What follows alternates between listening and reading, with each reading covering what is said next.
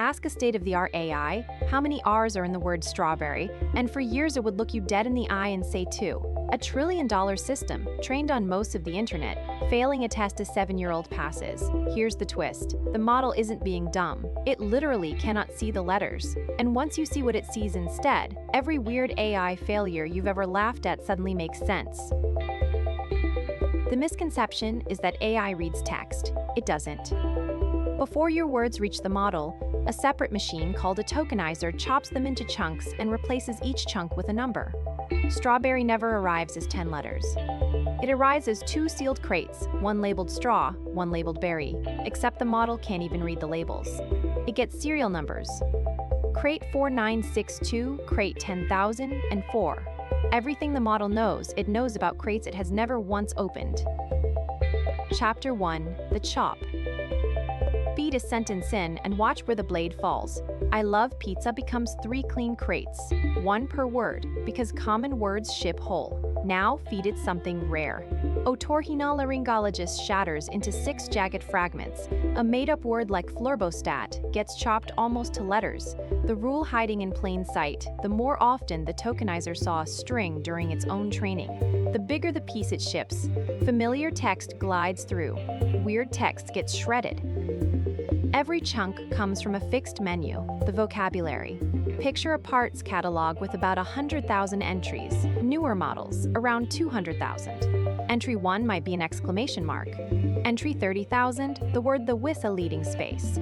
Entry 90,000, a chunk of Python code. That catalog is frozen before the model ever trains.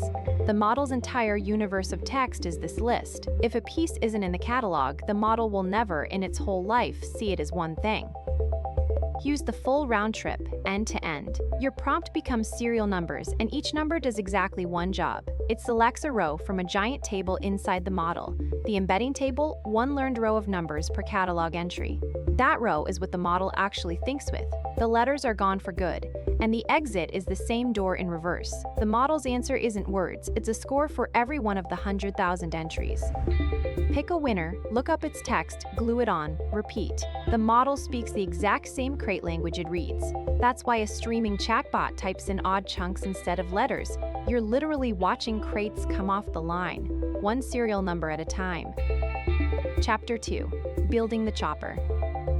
So who decides the pieces? Not a linguist. A dumb loop from a 1990s file compression trick called byte pair encoding. Start with raw bytes. Every text is spellable. Nothing else exists yet. Scan a mountain of training text and count every adjacent pair. Find the most frequent pair, say T next to H, and weld it into one new part. Add to the catalog. Now repeat, plus E welds into the double-is, and the peachless, and the catalog. Now repeat, plus E welds into the dubba. Do this 100,000 times and the catalog fills with whatever the data made common. Nobody designed the pieces. This explains the shattering. Language is brutally lopsided, a tiny club of words does most of the talking, and the frequency curve crashes toward a long tail of words used almost never. Each weld is spent on the most common pair left, so the welding budget gets burned almost entirely on that tiny club. The haw of that end welded, solid early. A rare surname, a chemistry term, your startup's name. The budget ran out long before them, so they ship as fragments glued from smaller parts. Where a word sits on this curve decides how the model experiences it. And the chop has sharp edges. Hello at the start of a sentence and hello after a space are different crates. The space is welded into the token. Capitalize 1 letter and you may get a completely different split. This is why prompts sometimes behave differently with a trailing space. To you, it's invisible. To the model, it's a different object entirely. Same letters, different crates, different behavior. Which raises the real question, what do these blind spots actually break? Chapter 3. Compression Artifacts. Now the strawberry bug cracks open. The model gets 2 sealed crates, straw and berry. Counting R's means knowing what's inside crates it can't open. Its only hope is memorized trivia. Somewhere in training, some text spelled the word out, and the model half remembers. Straw has 1 R, berry has 2, but that recall is fuzzy, so it guesses 2 and says it with total confidence. It's not failing to count. It's answering a question about objects it has never seen, from memory of other people describing them. Same disease, different symptom, math. The number 12,345 doesn't arrive as 5 digits. One tokenizer chops it as 1, 2, 3, then 4, 5. Add 1 to the last digit and the entire split can reorganize. Imagine doing long division where the digits are welded into random clumps that change under your hands. That's why modern tokenizers were rebuilt to chop digits in fixed groups of 3, a tokenizer patch, not a model patch, and arithmetic measurably improved. The math skills were bottlenecked by the chop. Now the strangest artifact of all, the tokenizer and the model train on different data, so some strings got welded into the catalog, then barely appeared when the model itself trained. Crates with a serial number that never shipped. A Reddit username, Solid Gold Magikarp, became one such token. Ask early GPT models to repeat it and they'd insult you or answer about something unrelated entirely. The token exists, but the model never learned what it means, a blank spot in its universe, wearing a valid number. Here's the artifact almost nobody talks about. The chop is priced in crates. The catalog was welded mostly on English, so English ships efficiently, 1 crate per word.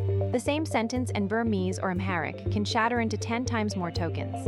10 times the API bill for the same meaning. 1/10 the API bill for the same meaning. 1/10 the effective context window.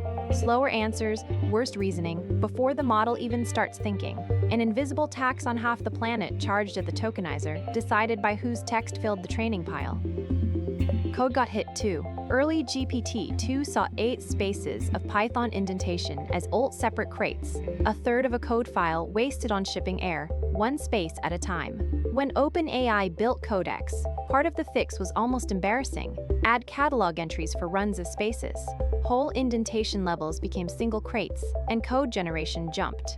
Same model architecture, better chop, it's a pattern worth tattooing somewhere. What looks like a model limitation is weirdly often a tokenizer imagine. Weirdly often, a tokenizer meta-read. Chapter 4. Why tokens won anyway?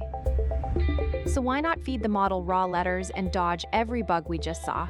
Cost. Attention. The machinery that lets each position look at every other scales with the square of sequence length. Double the length, quadruple the compute. Letters make every text roughly 4 times longer than tokens, which means 16 times the attention work for the same paragraph. Tokenization is compression, same meaning, quarter the crates. Your context window is measured in tokens, because tokens are the unit the whole economy runs on. Fine, then why not go the other way and use whole words? Because vocabularies leak. A word-level catalog meets a word it's never seen. A new slang term, a typo, a product launched yesterday, and hits a dead end. Old systems literally emitted a token meaning unknown. Byte pair encoding never dead ends. Any string it doesn't recognize decomposes into smaller parts, all the way down to raw bytes if it must. Ugly, but unbreakable. That guarantee. Nothing is ever unrepresentable is why this clunky compromise beat both extremes. The compromise may not last. Researchers keep attacking the tokenizer itself.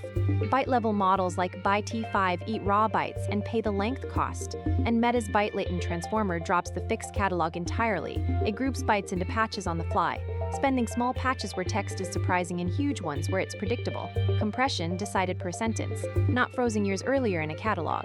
If that line of work wins, the strawberry bug doesn't get patched. The whole species of bug doesn't get patched. The whole species of bug goes extinct. One more secret hiding in the catalog. Not every crate was welded by frequency. A handful were placed there by hand. Special tokens, end of text, and the invisible markers that fence off who's speaking in a chat.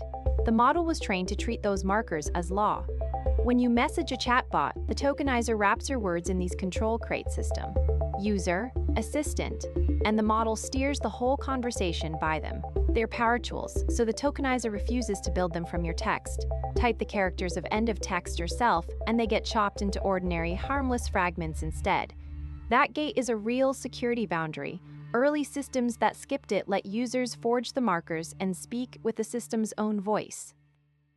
Don't take my word for any of this. Go watch your own words get chopped. Search for a tokenizer playground. OpenAI has one built into its docs. Paste your last prompt and look. Every emoji, 3 crates or more, your name, probably fragments, and you'll feel the practical rules, why word count and token count are different numbers, why one edited letter can reshuffle a whole line, and why long system prompts cost real money at scale. 5 minutes in that tool beats an hour of theory. So, how many R's in strawberry? You now know why that question was ever hard.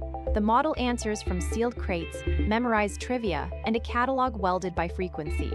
Newer models mostly pass it now. Some learn the trivia harder. Some quietly write code to count the letters instead of trusting their own eyes. A patch, not a cure. The blindness stays. Here's my question for you. What's the strangest AI failure you've ever hit? Drop it below. Odds are decent the tokenizer did it.